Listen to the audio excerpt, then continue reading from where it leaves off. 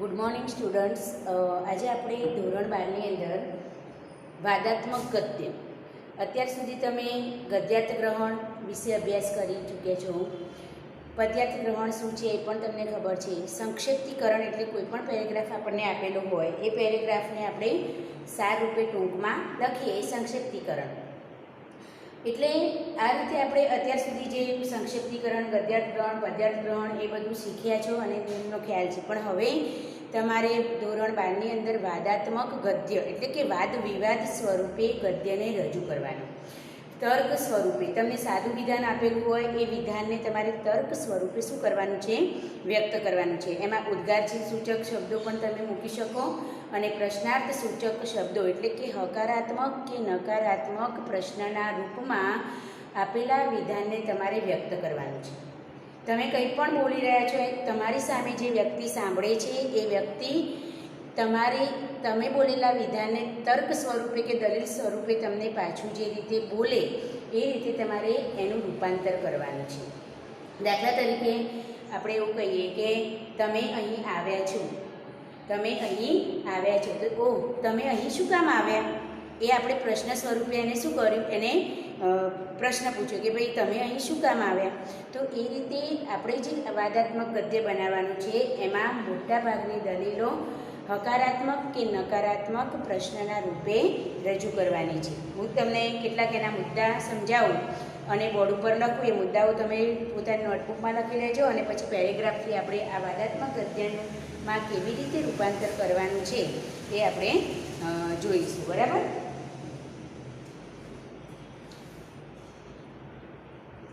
તો વાદાત્મક ગદ્યની અંદર દલીલો સીધી અથવા તર્કના રૂપમાં રજૂ કરાય છે. વાદાત્મક ગદ્યમાં દલીલો સીધી કે તર્કના રૂપમાં રજૂ કરાય છે.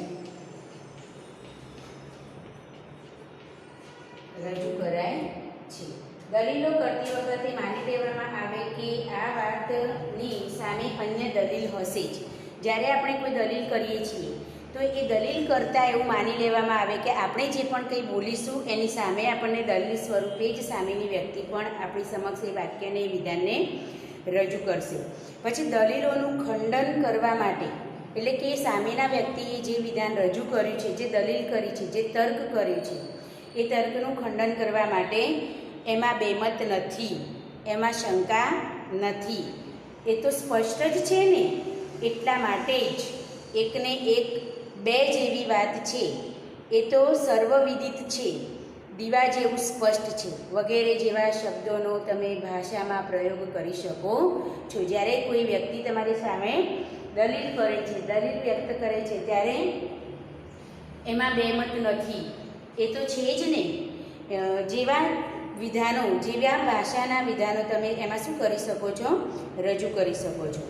પછી દલીલોને નકારાત્મક પ્રશ્નો રૂપે, દલીલોને નકારાત્મક પ્રશ્નો રૂપે અથવા ક્યારેક સીધા પ્રશ્નો રૂપે રજૂ કરવામાં આવે છે. દલીલોને નકારાત્મક પ્રશ્ન રૂપે કે સીધા પ્રશ્ન રૂપે રજૂ કરવામાં આવે છે. દલીલને સીધા પ્રશ્ન રૂપે કે નકારાત્મક પ્રશ્નના રૂપમાં રજૂ કરવામાં આવે છે. અને પ્રશ્નો રજૂ કરતી વખતે કેટલીક વખત અમુક બાબતો સ્વીકારી માની લીધેલી જ હોય એ મુજબ રજૂઆત થાય છે. જ્યારે પ્રશ્નો તમે રજૂ કરો છો ત્યારે અમુક બાબતો માની જ લીધી હોય કે સ્વીકારી લીધી હોય એ રીતે તમે એની રજૂઆત કરતા હો. મોટાભાગે પ્રશ્નાર્થ વાક્યોનું બાહુલ્ય રહેલું છે. એટલે કે મોટાભાગના વિધાનો કેવા હશે? પ્રશ્નાર્થ એટલે મોટાભાગે પ્રશ્નોનું, મોટાભાગે પ્રશ્નાર્થક વાક્યોનું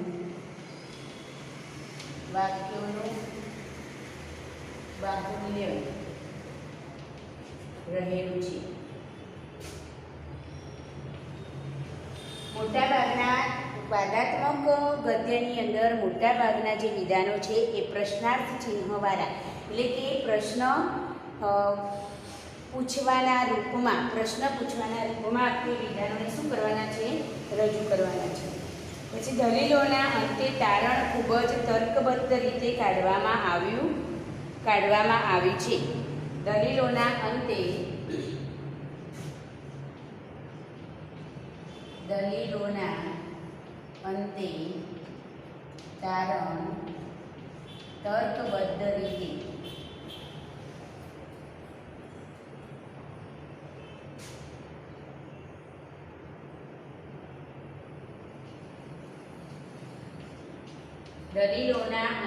તારણ તર્કબદ્ધ રીતે કાઢવામાં આવે છે. દલીલો રજૂ કર્યા પછી એમાંથી જે તારણ કાઢવાનું હોય એ તર્કબદ્ધ રીતે એમ કે રજૂ થયેલું હોવું જોઈએ. અને આ મુજબની રજૂઆત વાદાત્મક ગદ્યમાં હોય છે. ક્યારેક સરખામણીઓ માટે દ્રષ્ટાંતો અને ભૂતકાળના અનુભવો પણ તેમાં રજૂ થાય છે. ક્યારેક સરખામણીઓ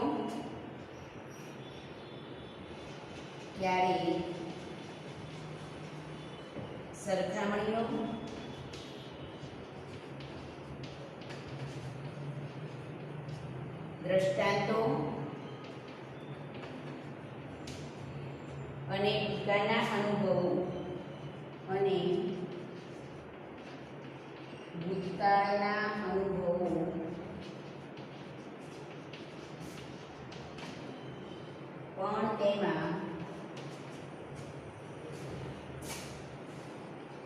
તેમાં રજૂ થાય છે.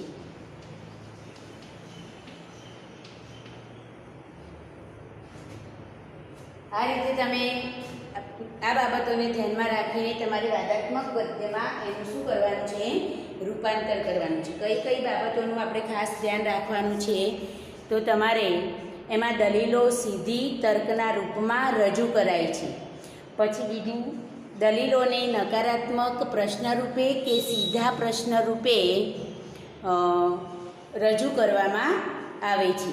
મોટાભાગે પ્રશ્નાર્થક વાક્યોનું બાહુલ્ય રહે છે. દલીલોના અંતે તારણ તર્કબદ્ધ રીતે કાઢવામાં આવે છે અને ક્યારેક સરખામણીઓ, દ્રષ્ટાંતો અને ભૂતકાળના અનુભવો પણ એમાં રજૂ કરી શકાય છે. એટલે ટૂંકમાં આપણે એવું કહી શકીએ કે જ્યારે વાદાત્મક ગદ્ય બનાવવાનું હોય છે ત્યારે વાદાત્મક ગદ્યની અંદર તમે જે પણ કંઈ રજૂઆત કરો છો, એટલે કે આપેલો પેરેગ્રાફ તમને સાદો અને સીધા વિધાન રૂપે આપેલો હશે, એને તમારે તર્ક રૂપે વ્યક્ત કરવાનું છે. પાછળ પ્રશ્નાર્થ ચિહ્ન આવે એ રીતના તમારે વિધાનો બનાવવાના છે. દાખલા તરીકે આપણે જોઈએ કે તમે આજે અહીં આવો, તો એવું કહી શકીએ આપણે કે તમે આજે આવશો કે નહીં, તમે કેમ ન આવ્યા, એવા વિધાન સ્વરૂપે આપણે પ્રશ્નાર્થક સ્વરૂપે આપણે વાક્યને રજૂ કરી શકીએ. આ બધું તો ચાલે જ નહીં ને, આવું તો કરવું જ પડે ને, એવા વિધાનો, એમાં તર્કબદ્ધ વિધાનો વાદાત્મક ગદ્યની અંદર રજૂ થાય છે. તો અહીંયા વાદાત્મક ગદ્ય જે છે એ વાદાત્મક ગદ્યની અંદર આપણે ટૂંકમાં એટલું યાદ રાખવાનું કે જ્યારે પેરેગ્રાફ આપણે વાદાત્મક ગદ્યમાં ફેરવવાનો હોય, એમાં લખવાનો હોય, ત્યારે દરેક વિધાનના અંતે પ્રશ્ન ચિહ્ન મૂકવાનું અને રજૂઆત કરતી વખતે અંદર પ્રશ્નસૂચક હકાર હોય કે નકાર, પણ પ્રશ્નસૂચક શબ્દોનો પણ એમાં પ્રયોગ કરવાનો છે. તો આટલું તમે લખી લીધું હશે. હવે આપણે એક પેરેગ્રાફ દ્વારા વાદાત્મક ગદ્યમાં કેવી રીતે રજૂઆત કરવાની છે તે જોઈએ. અહીંયા હું એક પેરેગ્રાફ લખું અને પછી એને આપણે કેવી રીતે રજૂ કરવાનું છે.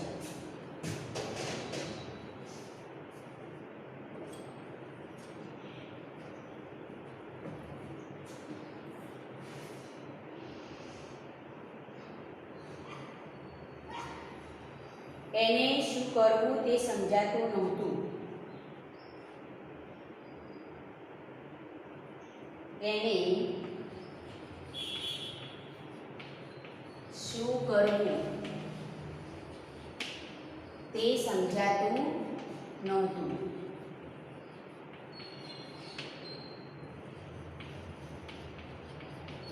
તેને શું કરવું તે સમજાતું નહોતું. સત્યાગ્રહીએ આવે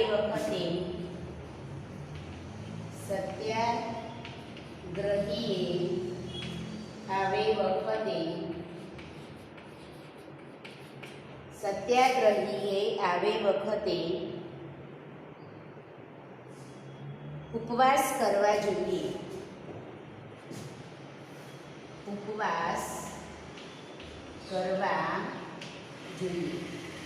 સત્યાગ્રહીએ આવે વખતે ઉપવાસ કરવા જોઈએ.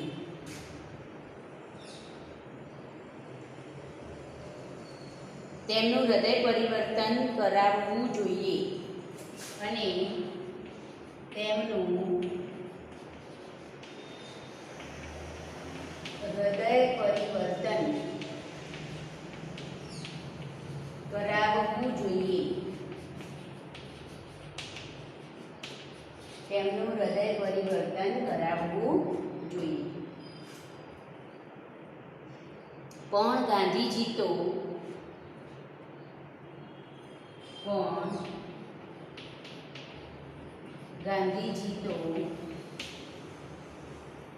એના બાપને ઓળખતા નહોતા. એના બાપને ઓળખતા નહોતા. વેણીભાઈ વિખરે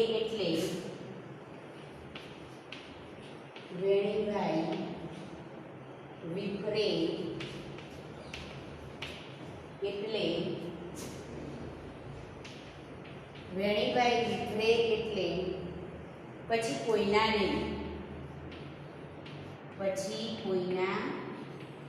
નહીં. લાખ સમજાવો તો એ બધું પથ્થર પર પાણી છે. લાખ સમજાવો તો એ બધું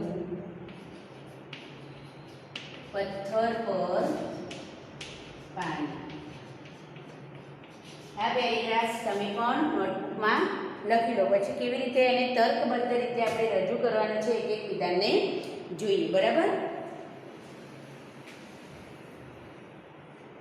લાભ સમજાવો તો એમાં કોઈ જ એમની પરિવર્તન આવે નહીં. વેણીભાઈ છે જ એવા. એવું આપણે અહીંયા પેરેગ્રાફની અંદર રજૂ કરવાનું છે.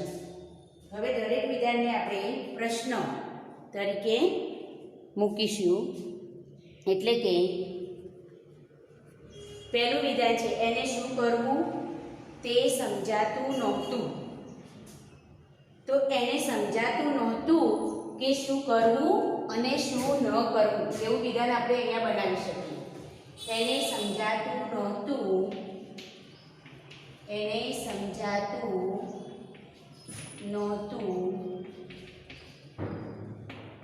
કે શું કરવું અને શું ન કરવું.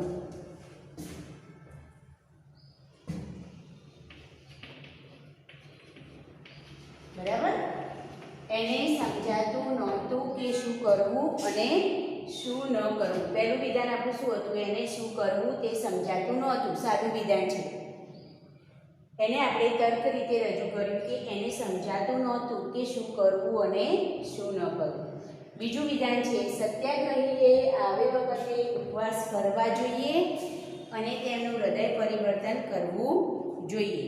તો એ વિધાનને આપણે તર્ક રીતે રજૂ કરીએ તો સત્યાગ્રહીએ આવે વખતે ઉપવાસ કરવા જોઈએ, માતા પિતાને સમજાવવા જોઈએ કે નહીં એમ. સત્યાગ્રહીએ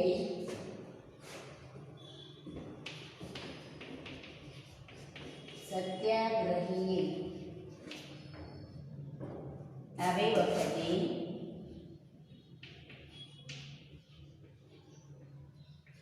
ઉપવાસ કરવા જોઈએ અને તેનું હૃદય પરિવર્તન કરવા સત્યાગ્રહીએ આવે વખતે ઉપવાસ કરવા જોઈએ કે નહીં અને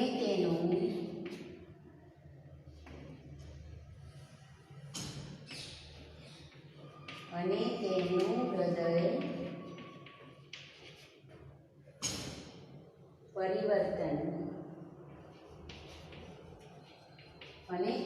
હૃદય પરિવર્તન કરાવવું જોઈએ કે નહીં અને તેનું હૃદય પરિવર્તન કેમ ન કરાવવું જોઈએ એ રીતે પણ તમે એમાં રજૂઆત કરી શકો. અને તેનું હૃદય પરિવર્તન કેમ ન કરાવવું જોઈએ.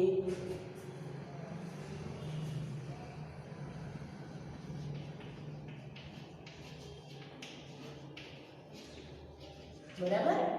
ત્યાર પછી પણ ગાંધીજી તો એના બાપને ઓળખતા નહોતા. તો ગાંધીજી ક્યાં એના બાપને ઓળખતા હતા? પણ ગાંધીજી ક્યાં એના બાપને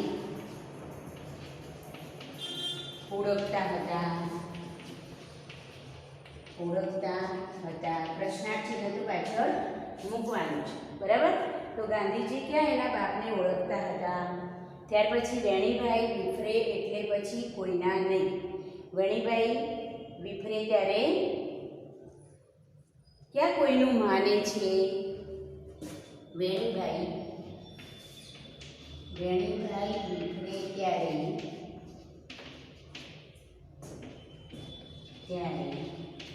ક્યાં કોઈનું માને છે? આ રીતે ના લખવું હોય તો તમે એ રીતે પણ લખી શકો કે વેણીભાઈ વિફરે ત્યારે કોઈનું માને છે ખરા? વેણીભાઈ વિફરે ત્યારે કોઈનું માને છે ખરા? લાખ સમજાવો તો એ બધું પથ્થર ઉપર પાણી છે. લાખ સમજાવો તો એ બધું પથ્થર પર પાણી છે. લાખ સમજાવો તો એ બધું પથ્થર પર પાણી છે. બરાબર. આ રીતે આપણે પેરેગ્રાફને ફરીથી શું કરવાનું છે? તર્કબદ્ધ રીતે એની રજૂ કરવાનું છે. શરૂઆતમાં આપણે જોયું કે પહેલા સાદા વિધાનમાં આપણને પેરેગ્રાફ આપ્યું છે કે એને શું કરવું તે સમજાતું નહોતું. તો એનું વાક્ય આપણે શું બનાવ્યું? એને સમજાતું નહોતું કે શું કરવું અને શું ન કરવું. એને સમજાતું નહોતું કે શું કરવું અને શું ન કરવું. બીજું વાક્ય છે સત્યાગ્રહીએ આવે વખતે ઉપવાસ કરવા જોઈએ અને તેમનું હૃદય પરિવર્તન કરાવવું જોઈએ. તો સત્યાગ્રહીએ આવે વખતે ઉપવાસ કરવા જોઈએ કે નહીં? સત્યાગ્રહીએ આવે વખતે ઉપવાસ કરવા જોઈએ કે નહીં અને તેનું હૃદય પરિવર્તન કેમ ન કરાવવું જોઈએ? અથવા સત્યાગ્રહીએ આવે વખતે ઉપવાસ કરવા જોઈએ અને તેનું હૃદય પરિવર્તન કરાવવું જોઈએ કે નહીં? એમ આખું વિધાન પણ તમે પૂરું પ્રશ્નાર્થ રૂપે લખી શકો. કેવી રીતે? તો સત્યાગ્રહીએ આવે વખતે ઉપવાસ કરવા જોઈએ કે નહીં કે તેનું હૃદય પરિવર્તન કરાવવું જોઈએ કે નહીં એમ. બરાબર. પણ ગાંધીજી ક્યાં એના બાપને ઓળખતા? અહીંયા બીજું વિધાન શું છે આપણું? પણ ગાંધીજી તો એના બાપને ઓળખતા નહોતા. તો ગાંધીજી ક્યાં એના બાપને ઓળખતા હતા? એવું વિધાન આપણે ત્યાં બનાવ્યું. બરાબર. પ્રશ્ન રૂપે. પછી આગળ વેણીભાઈ વિફરે ત્યારે વેણીભાઈ વિફરે એટલે પછી કોઈના નહીં. વેણીભાઈ વિફરે એટલે કોઈના નહીં. તો વેણીભાઈ વિફરે ત્યારે ક્યાં કોઈનું માને છે? ક્યાં કોઈનું માને છે? લાખ સમજાવો તો એ બધું પથ્થર પર પાણી છે. લાખ સમજાવો તો એ બધું પથ્થર પર પાણી છે. બરાબર. તો આ રીતે તમે સાદા વિધાનોને અહીંયા પ્રશ્નના રૂપમાં વ્યક્ત કરીને, દલીલોના રૂપમાં વ્યક્ત કરીને પેરેગ્રાફને સાદા પેરેગ્રાફમાંથી તમે વાદાત્મક ગદ્યમાં એનું પરિવર્તન કરી શકો. બરાબર. લખી લો.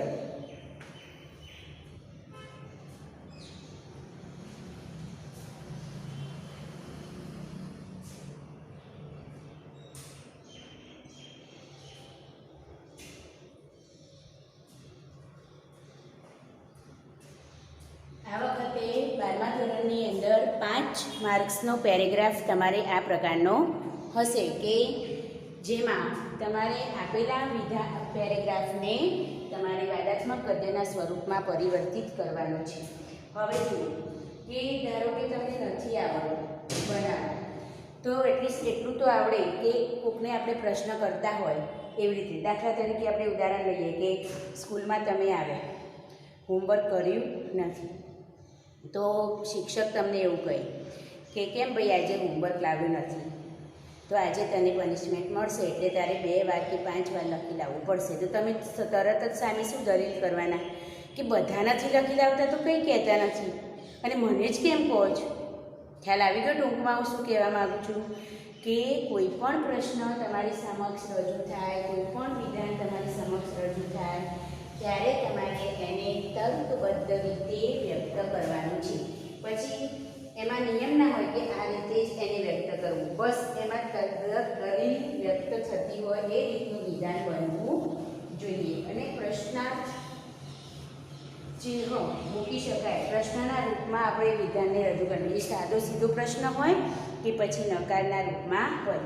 તમે મારે ઘરે આવશો એવું મેં જ્યારે તમને કહ્યું હોય ત્યારે તમે એવું કહી શકો કે હું તમારા ઘરે શા માટે આવું, હું તમારા ઘરે શા માટે આવું. તો આપણે એને નકારના રૂપમાં એમ કે પ્રશ્ન એ રીતનો આપણે શું કરી શકીએ, પ્રશ્ન પૂછી શકીએ. બીજો પેરેગ્રાફ જોઈએ એટલે તમને વધારે ખ્યાલ આવશે.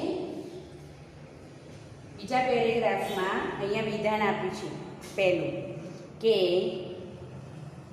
પ્રશ્ન થયો, મેં એક મોટી મૂર્ખાઈ તો નથી કરીને, પ્રશ્ન થયો મેં એક મૂર્ખાઈ કરી ગણાય કદાચ, મેં એક મૂર્ખાઈ કરી ગણાય કદાચ. મનમાં એવો પ્રશ્ન થયો કે મેં કંઈક મૂર્ખાઈ કરી છે, તો સામે દલીલ તરીકે કેવી રીતે વ્યક્ત કરવાનું છે કે મેં કોઈ મૂર્ખાઈ તો નથી કરીને, મેં કોઈ મૂર્ખાઈ તો નથી કરીને.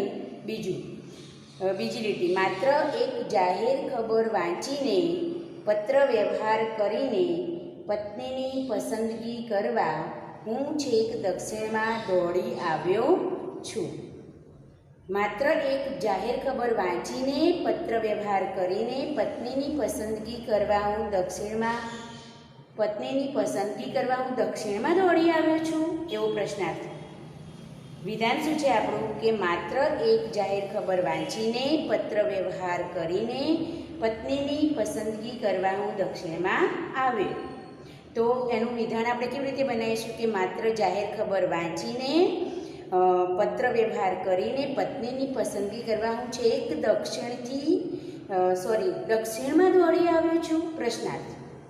ત્રીજું વિધાન છે, થોડા શહેરિયા અને વધારે પડતા ગામઠી દેખાતા આ સ્થાનમાં વસતી યુવતીને જોવા આવવાનું પગલું ઘેલછામાં, લાગણીના ઉભરામાં ઉતાવળિયું જ ગણાય. ત્રીજું વિધાન શું છે આપણું, થોડા શહેરિયા અને વધારે પડતા, થોડા શહેરિયા અને વધારે પડતા ગામથી દેખાતા આ સ્થાનમાં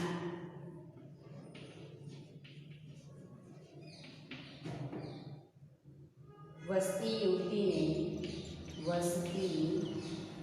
યુવતીને જોવા આવવાનું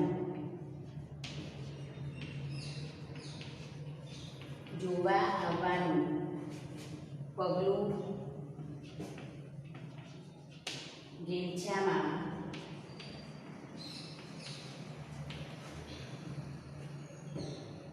લાગણીના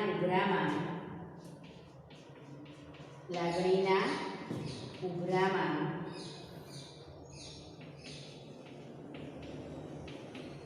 ઉતાવળિયું જ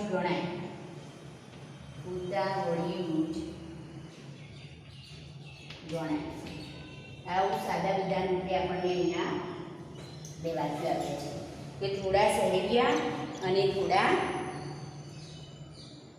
ગામથી દેખાતા આ સ્થાનમાં વસતી યુવતીના ને જોવા આવવાનું પગલું ગેલછામાં લાગણીના ઉભરામાં ઉતાવળિયું જ ગણાય. તો એને આપણે દલીલ તરીકે વ્યક્ત કરવું હોય તો થોડા વેરાન થોડા સહેરિયા અને વધારે પડતા ગામથી, થોડા વેરાન અને થોડા સહેરિયા અને વધારે પડતા ગામથી દેખાતા આ સ્થાનમાં વસતી યુવતીને જોવા આવવાનું પગલું લાગણીના આદર્શની ગેલછામાં લાગણીઓના ઉભરામાં કંઈક ઉતાવળ્યું તો પગલું ભરી દીધું નથી ને. ખબર પડી એમાં કે થોડા સહેરિયા અને વધારે પડતા ગામથી દેખાતા આ સ્થાનમાં વસતી યુવતીને જોવા આવવાનું પગલું ગેલછામાં લાગણીના ઉભરામાં કંઈ વધારે પડતું ઉતાવળિયું તો ભરી દીધું નથી ને. તો ઉતાવળિયું પગલું તો ભરી દીધું નથી ને એમ કરીને પાછળ શું મૂકવાનું છે? આપણે પ્રશ્ન મૂકવાનો છે.